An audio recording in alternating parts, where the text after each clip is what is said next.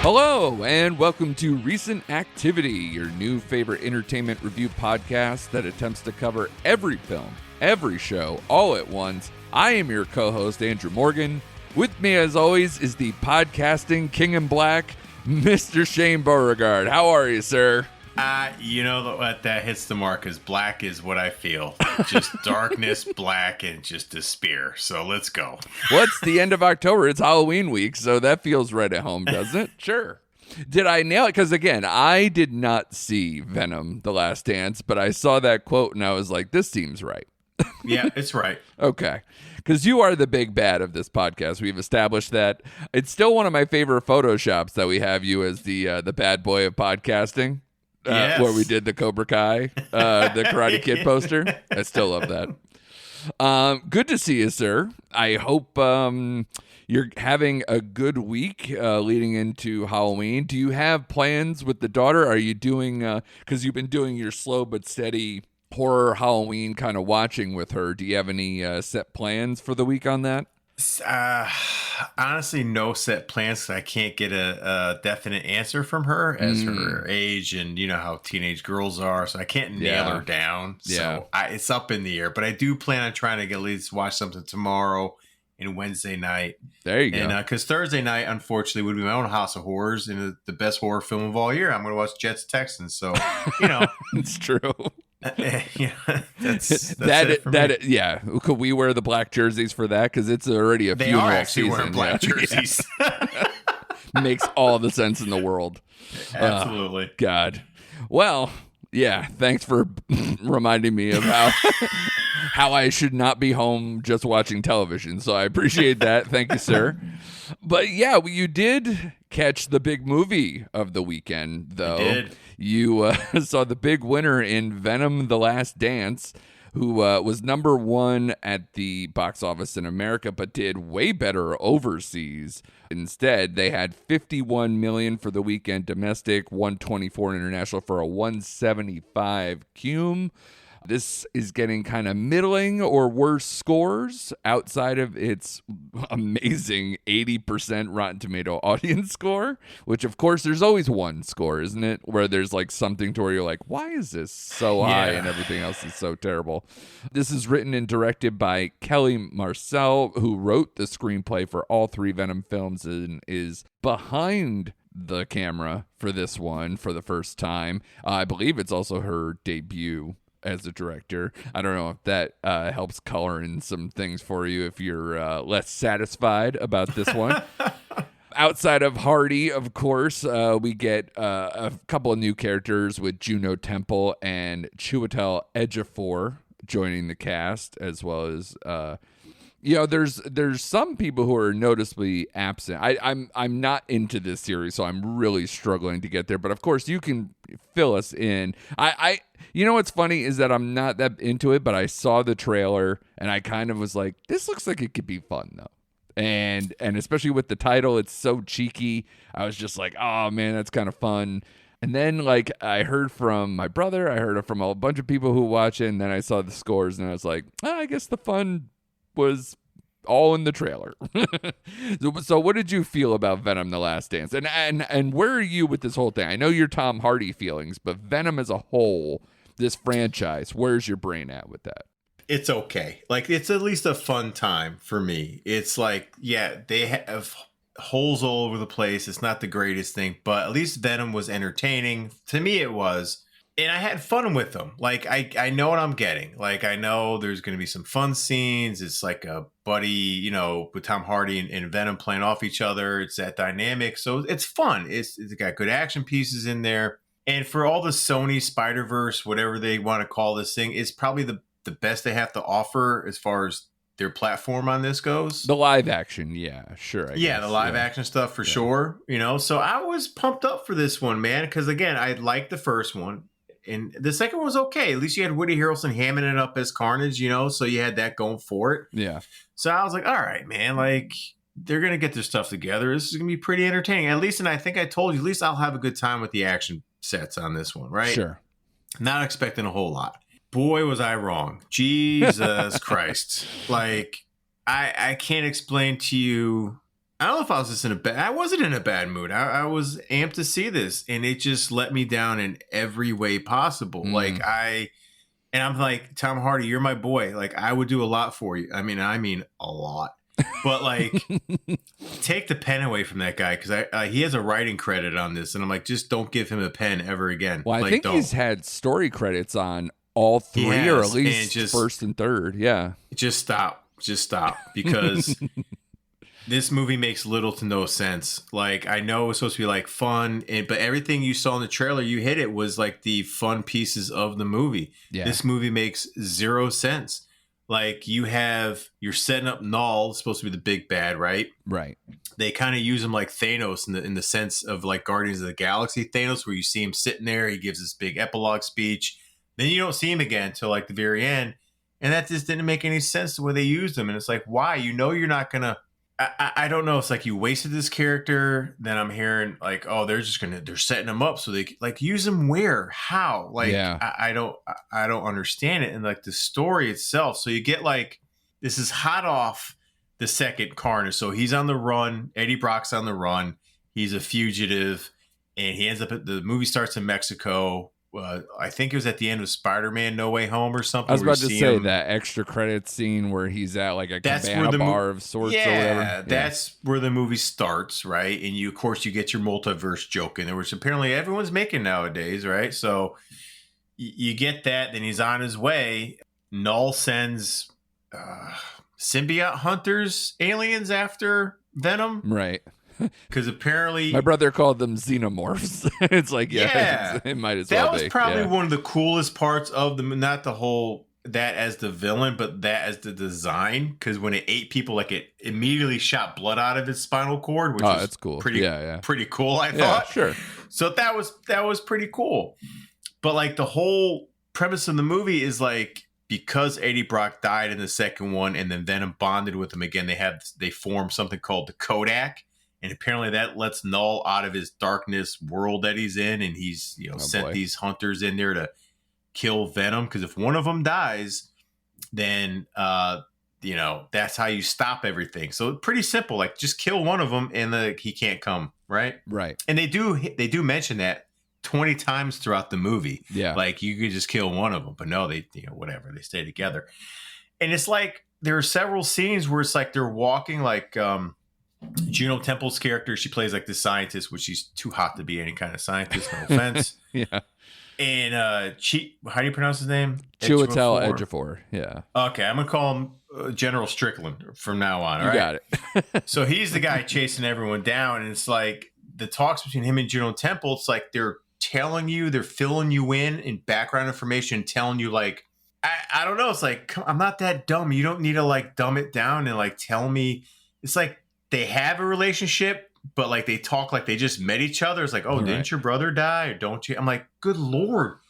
Like, even my girlfriend's like, she didn't see the first two. It's like, they're kind of like explaining way too much in this like exploratory fucking writing. Like, it's in there. The action scenes were okay at best. The CGI was awful, like, just awful. I thought most of the humor did not land. I thought they were trying hard, if that makes sense. Like, they were just writing too many jokes, kind of like Deadpool, but they just were not hitting. I heard this was a little more Deadpoolish, like it kind of leaned into a few meta jokes. It did. Like, this is the most, I think, Venom actually spoke throughout the movies and had more interaction with people than Tom Hardy or Eddie Brock and all that stuff. So it just didn't hit like I thought it should. Yeah. And in between everything, the middle act is just so slow and just absolutely just boring. And you have this cringe-worthy dance scene in the middle of this movie where he runs into the Asian lady from the first two films. Yeah, they showed that in the trailer, yeah. Who he happens to see coincidentally in Las Vegas, of all things, at the same casino. Yeah. In the context in which they had this dance made zero sense. It's like the thing's hunting him. The only time they can see him is when they're both together, because it sends a beacon out. So it's like, okay, we're not going to join together. Oh, but I want to have this 10-minute dance with this Asian chick that we know. So of course they're going to track him down. Like, forget about it. God. Yeah. They're in Area 51. That's where most of the stuff. They got like all the symbiotes in cases, and Juno Temple's a scientist who's like trying to like save them and blah, blah, blah. Where Strickland's trying to, whatever, destroy them all and da, da, da, da. Right. Towards the end of this film, I felt like I was watching an episode of Oprah Winfrey's like, you get a symbiote. You get a symbiote. You get a symbiote. There's like 10 of them at the end of this movie. I'm checking under my chair right now. Yeah, dude. Everyone's a symbiote. I'm like, oh, and some of the powers were cool, but it's like you went from not explaining any of these characters to throwing 10 of them at you, and everyone gets one, and it makes no sense. I thought the best part of the movie, honestly, is when they introduce Ray's Ifans. How do you pronounce his name? Yeah, I've never actually looked it up, but like Rhys Ifans, yeah. Rhys Ifans. Yeah. He has like this hippie family that's traveling, and he comes across Eddie Brock and kind of helps him out. That whole segment was goofy, over the top, campy, but it was fun. Like his character interaction was fun with Eddie Brock. But then the third act just falls apart. It's just everything in this movie just did not work. I just did not care. Yeah. And okay, so spoiler. People, I'm going to spoil this for you because it's not really a spoiler if you stay for the fucking end credits. It's also the like third of a movie. Like it's hard to spoil, but yeah.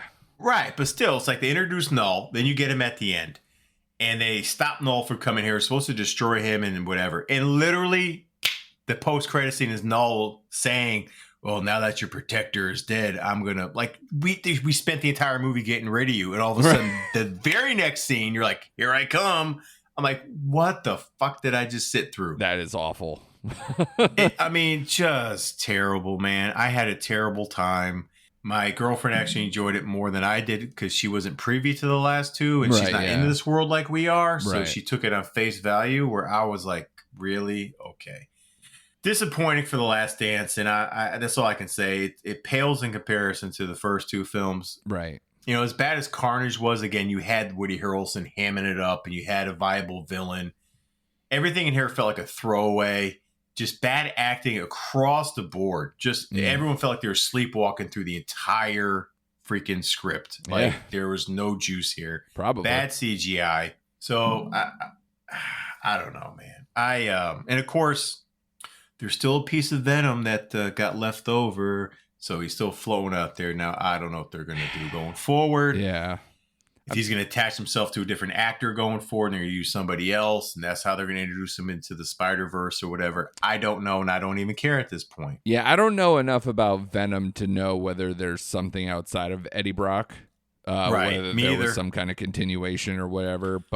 And I personally had very little interest in this, let alone if they went like, oh, he can go back to the planet and fight him there because he could just be himself. He doesn't need an Eddie Brock. It just was disappointing, and I like the character. I like Venom. I like his look. I just wish they went back to the first film with the way Hardy portrayed both him and Venom. I thought that was a better dynamic, right? A better equal timeshare, I guess. This one was more Venom, and it just fell flat. So all that to say is I still gave it like a 2.5, because it's yeah. I think that's is just that me the lowest you'll go with it. Tom Hardy? Anything? I think, yeah, honestly, yeah. It is, because I'm trying to find ways to elevate this, and I can't. It's a weak 2.5. It's a weak 2.5, man. And so with Capone being the lowest that you could probably go, is this above that at least? Yes, it is. Okay. It is. Yeah, it's above. It's above that. So for my advice is just wait for it to come to, I guess it's Sony. So Disney Plus. No, they have a first look thing with Netflix. So I think well, wait for Netflix. Yeah, because Madam Web was there, right? Yeah. So yeah. Yeah, honestly, it's still better than leaps and bounds, better than Morbius and Madam Web and that. So it's such a low bar, but I'm with you. It is. So let's hope. I'm just really hoping, and I am excited. I get excited for the Craven trailers and movie because I'm a big Aaron Taylor Johnson fan. Yeah. So I'm kind of hoping at least we get some nice violent action pieces off of that and go from there. But yeah, just kill the Sony. Just make the Sony universe The Last Dance. Let's just get out of here with this whole thing. Because so is this disappointing? Is this a backslide power ranking? So yes. The first was the best, second one middle, and this one last. Yes, absolutely. Yeah, absolutely. Yeah, it's a tough beat, especially.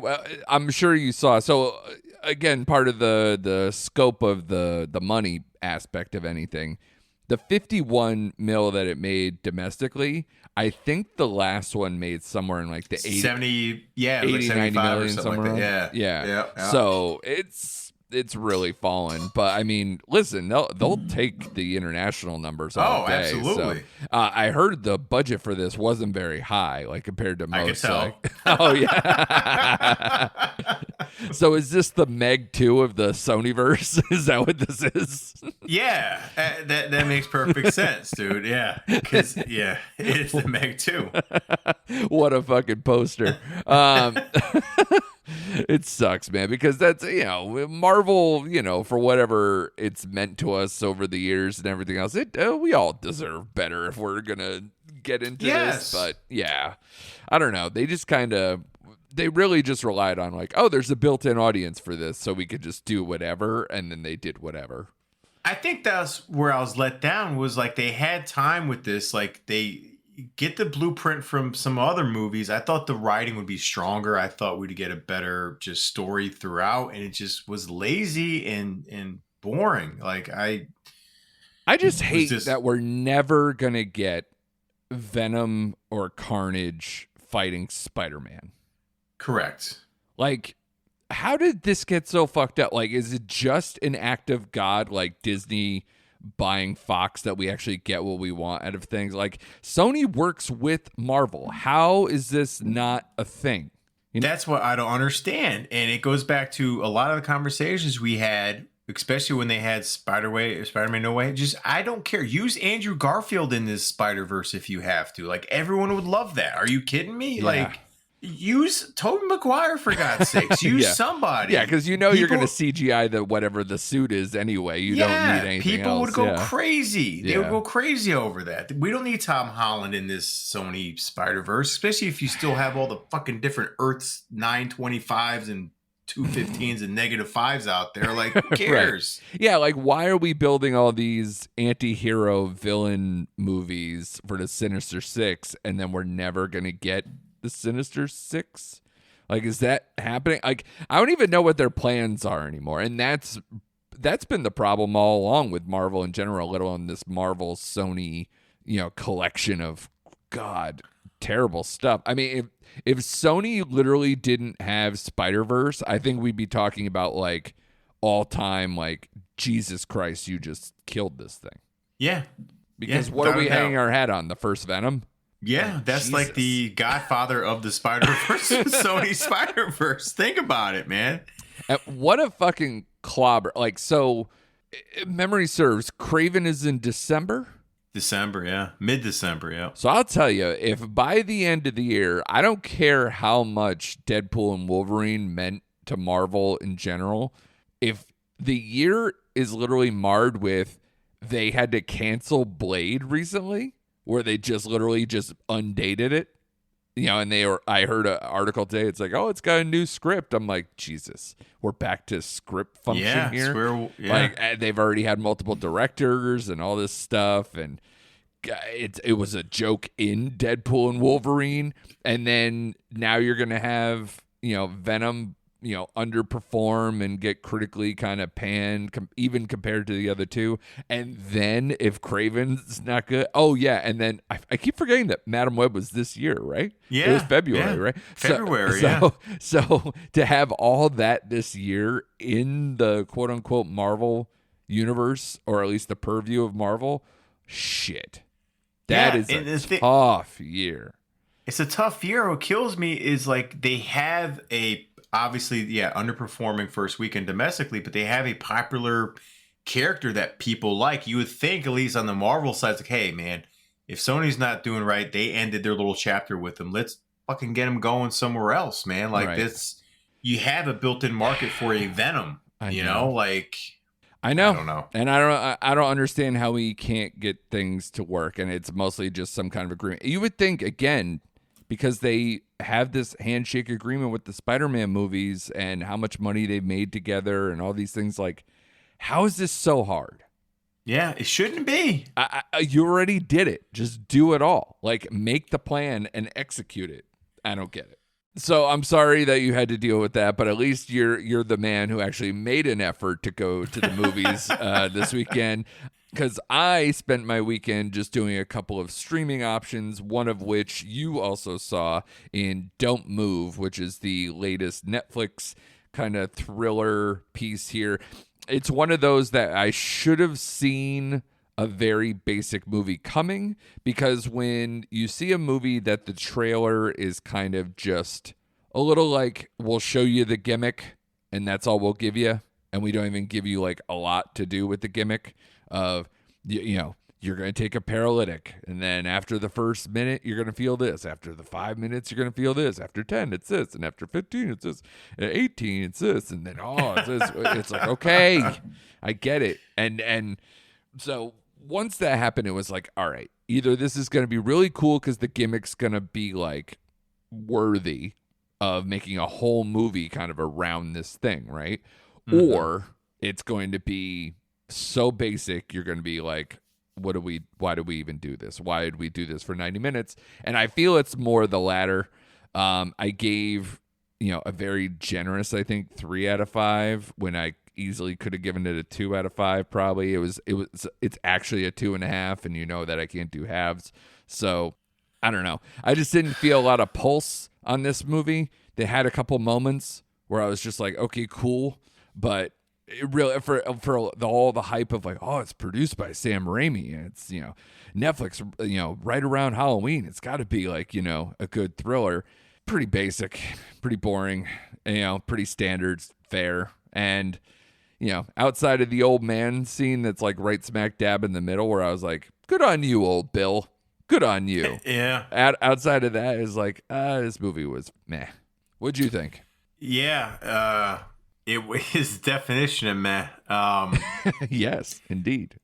Because I like like you said, the setup is fine. Like, I like the initial premise. I always like cat and mouse kind of movies where it's like, how are he or she going to elude their captors, and what's the motivation for both characters? And this is probably the most superficial movie you'll watch in a long time. It's like, we don't get the motivation of the serial killer in this movie. We don't really know his background or really his motives, other than he just likes to kill people. And then you get a little dash of her. She lost a son. She was going to commit suicide at the beginning of the movie, and yada, yada, yada. Then it kind of rolls from there. But we don't really get any character out of either one of them. I just want to Seinfeld you and be like, did you just yada, yada suicide attempt?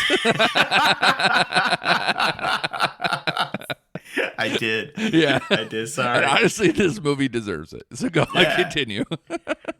So you don't get much depth of character in the 2 leads here at all. And I was fine with the leads. I liked her. She was in Yellowstone, and I've seen her before. She's okay. Yeah. But you're right. The highlight of the film is the whole Bill interaction at the farm. Yeah, there's a real fight. There's bloodshed. There's fire. There's bloodshed, right. And outside of that, it just stays steady, just okay. And it's like, I think in your review, you said the same thing. It's like, okay, she gets the motions, fingers back. You don't know what's coming. It's like they use it to whatever benefits the movie. There's no rhyme or reason of what she's getting back. Yeah. I'd also like to know how he gets access to a paralytic, or how he knows how to make it, because there's no clarification on that at all. That's what I'm saying. Don't give any context to his character at all. No. Except for the fact that he's a wonderful husband and father, who apparently is a weekend warrior serial killer. Yeah, exactly right. Kind of like Trap, right? Kind of like yeah, exactly. Josh Hartnett in Trap.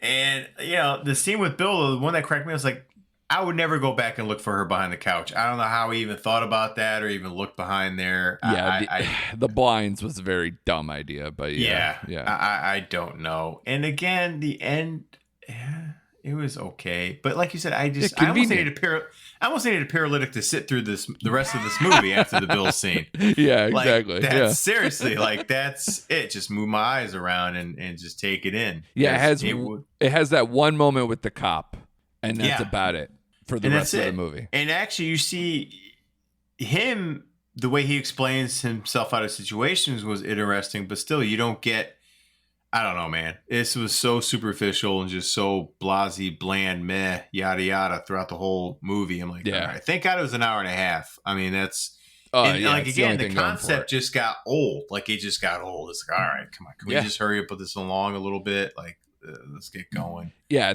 if you want the most eye rolly kind of thing, and I'm curious your opinion on it, is like there was that one moment where at the gas station, which is a very drawn out scene that does absolutely nothing, and then but she can't talk, she can't get any help, she's got all these people around her, all this stuff, just making eyes at people, including that little kid who comes over for no fucking reason, and then.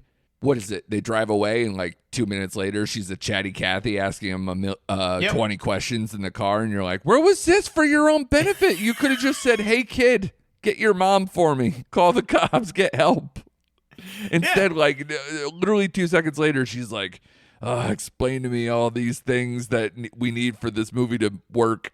Yeah, and the cop shows up and she can't talk again. It's like, what? Yeah. Like, okay, man. All right, I'm out. And it's all like convenient, like, "Oh, you're gonna have these bursts," you know. It's like, oh, come on, God damn it.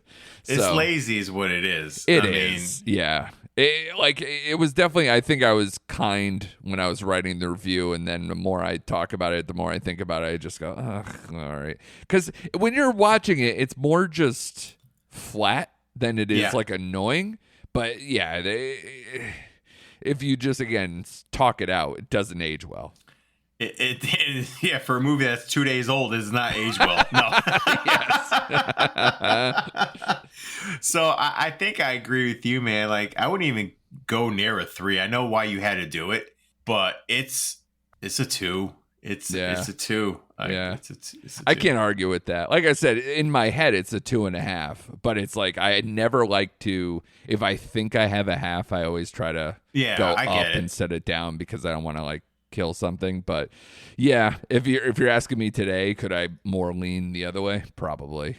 You know. So it's tough. I don't get a mulligan once it's on the internet, but you know, please, you know, if you try to take me to task, be like, "Come on, all right, I get it. Please." If that's the one we're going to argue with all year, I'll take it. But one movie that you might be interested in, of course, because you and I have a long history with this man, as we've talked about with M. Night Shyamalan and some of these other directors that have been around our entire lives. I watched the 4:30 movie, which I am so interested in. Yes, when you messaged me this morning saying you saw, I was like, God damn it, I wanted to see it, but like the only time it was for like you can buy it, you couldn't rent it yet for some reason. Yeah, I think, and it's like $15 or whatever on Amazon. So yeah, I'm jealous, and I cannot wait for you to talk about this because I'm excited. I don't know how much you want me to, obviously, because you're gonna see it, and I will try to keep this. You know, it's one of those movies. It's really hard to spoil because it's very simple. It's, you know, boy has a crush on a girl. Boy finally gets the nerve to ask a girl out to a movie. You know, he's with his boys. They usually go to the movies on the weekend together. They go see a movie and then they, you know, theater hop and try to see like the R-rated stuff that they're not allowed to and all this other stuff. And, you know, essentially it's just hijinks ensue for most of the movie because they're just trying to, you know, he's trying to make sure that he gets together with this girl and that she's going to meet him there and all these things. He's trying to make sure that they don't get into enough trouble, that they get kicked out, so that way he can still be there for the movie. And basically this movie is a series of adjectives that I'm going to lay out for you. It is horny. It is immature. It is chatty. It is unfocused. It's saccharine. And it's nostalgic. With tons of cameos, including my favorite one. On the positive side of things, I will say Sam Richardson continues to be one of my favorite people ever. If you don't remember, do you remember who Sam Richardson? Okay, Sam Richardson. For anybody who doesn't know, Ted Lasso had like a great like episode or two. That guy was just he was trying to like buy or like run a football league, you know, and kind of, you know, buy Obasanya and all these other things. Like, and, you know, he's from Detroiters and he's always got like all these funny cameos and things. And this one is no different. He plays a wrestler called Major Murder, where he's kind of like Black Sergeant Slaughter. And he like rides a camouflage motorcycle and has, he gets to do like the whole kind of like, Mean Gene side interview thing on like a TV, and there's like, little interstitial things. And he's great. And they have like a scene where one of them gets to see him in person, and it's classic. It's so good because he starts doing the wrestling thing, lets the guard down, and does like, hey, I'm just this guy. My wife's over there. I'm trying to hang out with my wife, and then like goes back into character, and it's really funny. So that's like a really good scene. But I'd just say this is like back catalog. Kevin Smith, you could do worse, but you could probably do better. So it's kind of just another one on the docket. Another an also ran Kevin Smith thing where you're going to be like, oh man, Rosario Dawson's here, and this person's here, and this person's here, and it's like, yeah, but why? Like Method Man's in like one scene, and you're just like, do we need Method Man for that? Like, there's just so many like just basic scenes where it's like, oh, okay. And to be honest, like that Method Man scene is pretty funny, but I also go like, would it be funnier if it wasn't Method Man, or worse if it wasn't Method Man? So there's a lot of that going on, and there's of course like the mainstays. There's like Justin Long is in here, and Dante and Randall, and like there's a if you stay to the end of the credits, like you have the the blooper reel that's kind of funny and whatever. And then in between, because they're doing the whole movie theater thing, well, it's two things. One, the lead guy is kind of a stand-in for Kevin Smith, of course, where he's like slowly discovering he's obsessed with movies, and maybe he should make a movie, and maybe he should, do all this, whatever. And then like, there's a end credit scene that'll explain stuff like that, or a mid-credit scene that explains that kind of a little bit more. And then, there's also, they're watching movies, and there's movie trailers, and they have shot ones that Kevin Smith does for the movie. So, so the movie that they watch is like eye rolly stupid. But I do enjoy the you see it in the trailer, the one with his daughter where she plays a nun. That one's kind of fun. It's like a trailer because it's like kind of a throwback 70, late 70s, early 80s kind of a thing where it's like she's a nun and they're running out of money. So of course now she's a hooker at night or whatever. It's like, all right, that's kind of funny.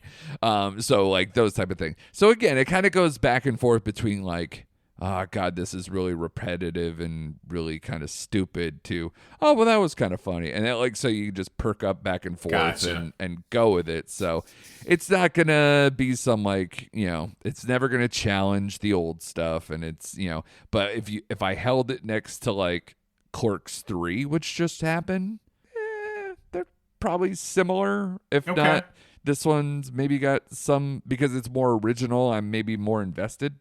Right. So there's a little bit of that. So if you're fine with the last few Kevin Smith movies, this will be just fine for you. I think most of the reviews out there are giving it middling stuff, like a 3 at best kind of a thing. And I'm probably in the same vein. I'm not going to kill the guy. It's a very simple movie. So it's hard to like lay into him or anything, but it's hard because, we have season tickets. So you're going to watch Kevin Smith every single time. If you're guys in your 40s who are nerds and ever tried to have aspirations of making a film yourself, you'll love the guy. Yeah. So, but so like I said, a 3 at best for this one. So if it does come down in price or gets to streaming or whatever, if you're a Kevin Smith fan, pop it on. Yeah. Okay. Even if it's just for Sam Richardson because he's funny. I love that guy. Did you want to do your last Halloween entry as the mayor of Halloween? Yeah. Yes. Since you gave me that title, I will. And what a apropos way to finish this podcast, right? Like, yeah. Just can I say this has one of the worst titles we've seen, and we're in deep, like, streaming, like, 1 billion titles out there for horror Halloween stuff. Don't Turn the Lights Out is, like, was this written by AI territory? It sure the hell felt like it. Right. So like I was deciding between this one and there's actually a Kit Harington werewolf movie on Hulu for Halloween. Yeah. And I almost went that way. But I looked this up on Rotten Tomato. It had like a 60% critic score. So I'm like, oh, all right, I'll give it a shot. But I looked, it has a 3.6 IMDb score. So go figure that one out. Yeah. 3.6, fellas. That's a little winking, huh? Yeah, man. Yeah. They should have never turned the lights on at all. Like, just keep them off for this. Like, just throw this in the void with Null and just let it go. Like, this movie centers on a group of friends who want to embark on a road trip to a music festival, oblivious to the supernatural horrors that await them along the way. So you get this group of friends who there's no likable characters at all. It's one of those movies that you don't like anybody. Boy. Yeah, I hate that. Right? Yeah. And they have some kind of like falling out. Each of them has something wrong with one of the other characters, but yet they're all together for this weekend and they just head on, like I said, they get into an RV and they take this road trip to this music festival and they kind of start hitting these little pitfalls along the way until they end up on the stretch of road, which they were told to turn around and not go on, but they went on anyway. And all of a sudden the van gets stuck and one by one stuff starts happening to these characters. And the most frustrating part was we don't know what it is. Supernatural is the best way to describe it. It's like at one point I saw like these hairy arms. I'm like, oh, is this like a Sasquatch? Nope, it's not. It's like, are they stuck in a time loop? Because you think that for a little while. No, they're not. Right. Like the most random horror stuff happens to these people. Oh, boy.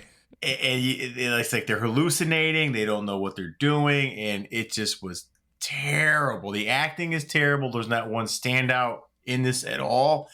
I at least give the director some credit because 90% of this film is in the RV in this one little spot, and they do at least keep the tension going a little bit with what's going on, but they never show you anything. They never explain exactly what happened.